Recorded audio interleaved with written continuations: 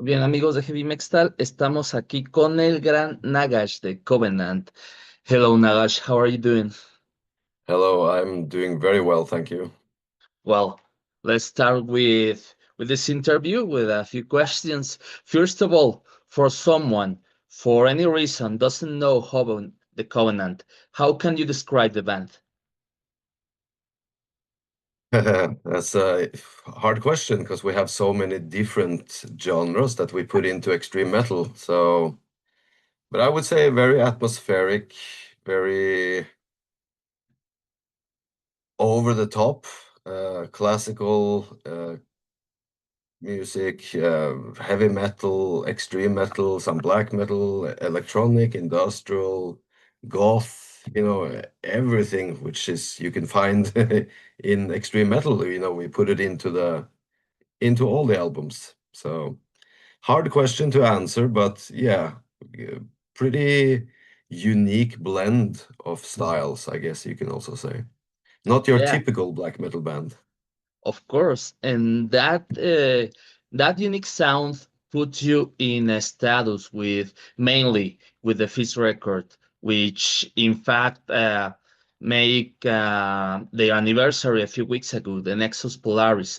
So looking back at 1998, so what can you think about the importance of Nexus Polaris on all the fans base who put that record in the top of their list on the top of the black metal albums of all time?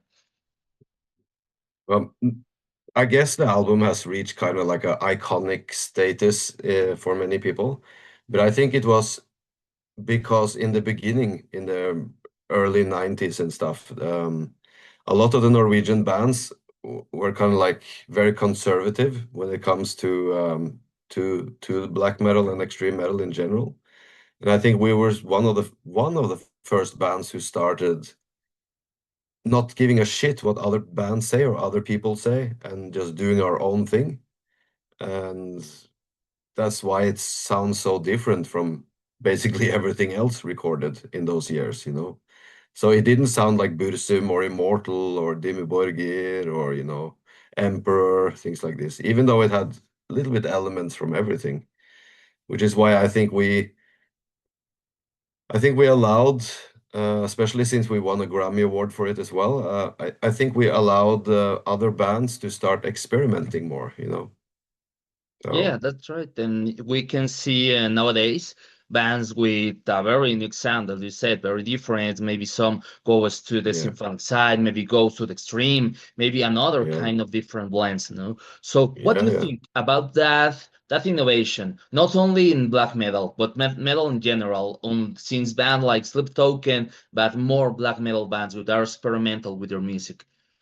Yeah, I think it's very good. I just think it shows that metal is continuously evolving and it is a very, very good state, a very healthy state, because you have other genres, like punk rock or rap, things like this. They only do the same thing. So I think extreme metal in the whole world is very unique in that way. When people say rock is dead or punk is dead, metal will fucking never die as long as people stay true to themselves and they just do whatever the hell they want to do. And then you have bands, like Mysticum, for example, or Dödheimsgard, bands who just go completely their own way and do their own thing and end up sounding very unique. Still metal and very extreme and dark, but you have Norwegian black metal bands like Tåke, for example, put like banjo guitars in there and like cowboy music and stuff. But it still sounds extreme. So I think it's very good for metal, the health of metal in general. And I see the fans all around the world, they have no problems with it. Because I think people who listen to metal in general are much more open-minded when it comes to music. You have a very small group of people who is like, no, you're not allowed to do anything. You can only record in a basement and you can only release cassettes. So I think it's very good for metal in general. Yeah, that's right. And like you said, that makes more diverse this genre with maybe have some fans from hell who doesn't allow it, but that doesn't matter. At the end, the music is evolving, like you said. And Yeah. talking about again the Nexus Polaris is very known. The That record won an award, kind of Grammy. What do you think, looking in retrospective, that award? What do you feel in that moment, and what do you feel right now about this award? Well, when we got nominated first, I said to the other guys, like, no way are we going to win this. There's no way in hell they're going to allow like extreme Norwegian metal band to win. We had black metal influences, and people still remembered all these like murders and church burnings and stuff. So we said like, no, we're not going to win, so we might as well just get drunk, have a good time with it. And then they said like, and the winner is the Covenant. And I didn't prepare. Nobody was prepared. So I was fucking shit-faced drunk when I went on stage. Hellhammer almost fell off the stage because he was drunk. And yeah, but we were being very honest about it. And after we won, nothing really special happened. Um, we were invited to a few TV shows, and there was like a short documentary done about the Covenant on Norwegian TV. But other than that, it didn't mean anything basically. But it was very cool though, in like now, 25, 30 years later, to see like, oh, we actually won a Grammy Award. So it was a good kind of like a confirmation about our what we were doing about our work. So Yeah, that's right. And that's the bottom line. I mean, well, you are yeah. talking about all the music I'll collaborate with, mainly with the Covenant. Maybe names like Hammer with Sarah, Jezebel Deva. How do you feel working all those names, obviously with you in that list, with are working with a lot of other bands, a lot of other projects, and maybe they make the Covenant are called a super band. Yeah, kind of. I guess it is kind of. So even now when we have two new guitarists, we continue the same trend. So it's Ghoul from Mayhem, guitarist, and also Wally from Arcturus, the guitarist there. So yeah, I guess we're continuing the super group kind of kind of thing. But I mean, Norway is very small when it comes to the music scene. It's not like there's 100 million people here, or 400 million people. In Norway is very small. So, which is why you see so many collaborations where bands from different parts of the country play together. People from east, south, north, west, it's kind of like a little bit incest, because like I said, there's not so many bands and not so many people. So, Yeah, yeah, that's right. And speaking of the your tour, you came to Mexico not too long. So what can you remember about this presentation at Candelabrum Festival? like I said, I've never been there before. Covenant has never been to Latin America before. I've only heard people talk about it, how the fans are very passionate and dedicated when it comes to metal. And to see it for myself, it was like my mind was blown away. It was kind of like being in Norway in the early 90s, the same atmosphere.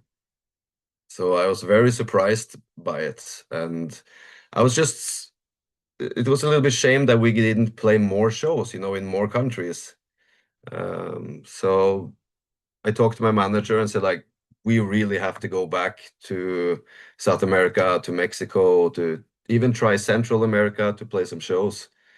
And he managed to do it. So that's why we're coming back.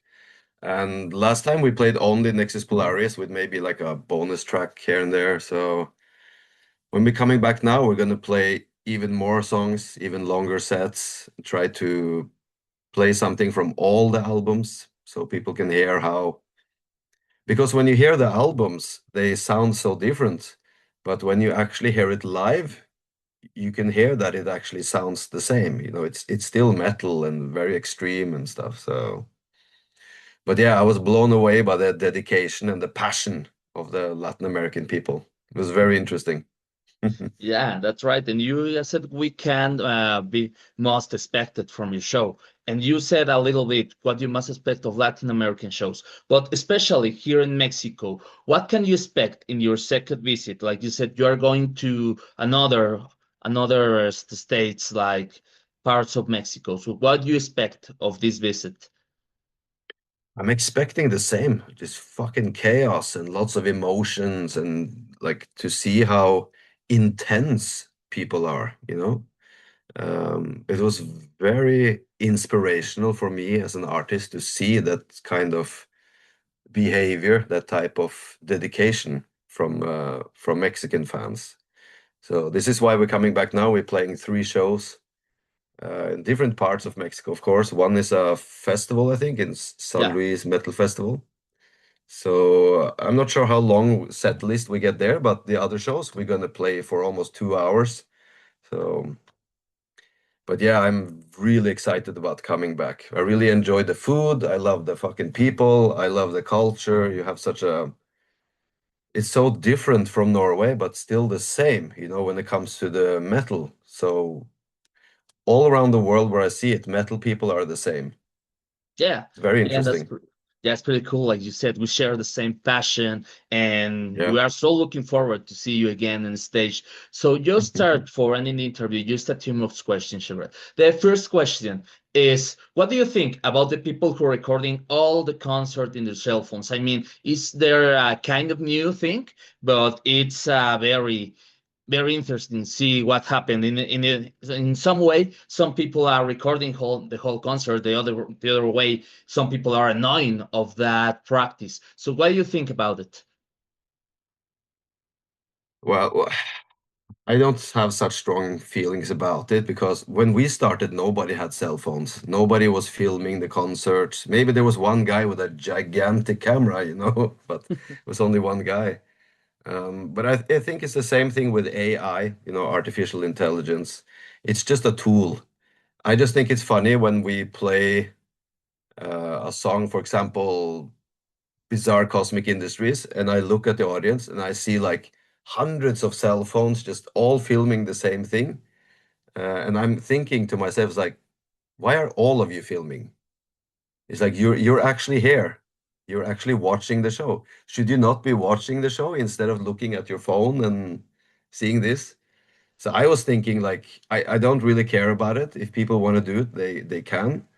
Um, but it makes me think a bit bigger, you know, like if the end of the world would happen and a gigantic asteroid would come in and like smash everyone and everyone would be on their phone just like fucking filming. It's like, oh yeah, we're gonna die, but let's film this, you know? So, but I don't really care. If people want to film it, let them do it. Yeah, yeah, that's right. And the last question, Nagash, what means music to you in your life? A lot more than I thought it did. I had a big break. I worked as a chef, you know, making food and stuff for 11 years. And I got more and more bored with it and realized that I fucking hate the Matrix. I don't really like the mainstream world where you have to work and you have to do this and that. So, and I have a really good wife, and she pushed me into like playing music. And I realized how much I love performing, how much I enjoy creating music, writing music, living the lifestyle and everything. I missed it a lot. So I'm very happy about coming back and doing these things. So music is a very big part of my life. And I hope I end up like, you know, like Lemmy from Motorhead, you know, just a fucking metal until you're like 75, 80 years old. And who knows, maybe I'll even be 90 years old and still be doing fucking extreme metal, you know, that'd be funny. Yeah, yeah, that's nice. Like you said, you escape from the Matrix and you're kind of neo black metal. Well, Yeah. so yeah, so well, that's all for my part. Just for ending, please invite all the Mexican people for see you live in your next shows, please, Nagash. So yeah, well, we're coming back to Mexico, three shows. I don't remember where all of them were. I'm sure you will tell them. I only remember San Luis Metal Festival and Circo Volador, I think, was Yeah, also that's one right, in place. Mexico City. Yeah, so I'm hoping that as many people as possible will show up because you never know what happens, you know. Yeah. You should go check out bands that you are interested in when you can, because tomorrow maybe the whole band dies in a fucking plane crash, maybe we get kidnapped by cartels, you know, a lot of things can happen. So come down to see the shows. It might be your only chance. You're going to play some awesome music for you. We're going to bring a really great show. And I hope to meet as many of you as possible because I hate sitting at the hotel room. I hate sitting backstage. I like to go out and meet the people, hang out with the fans, have some drinks together, talk about interests and things like this. So, because we have so much in common, it's interesting to make new friends all over the world. So, fucking come down, come to the shows, and hang out with us. Yeah, that's right. Be sure a lot of people has the same will to meeting you and share with you. Mm. So we are so looking forward to see you again, Ash. Thank you for your time. And like you Thank said, you. we'll see you in a few weeks here in Mexico. Yeah, see you then. Yeah, see you then.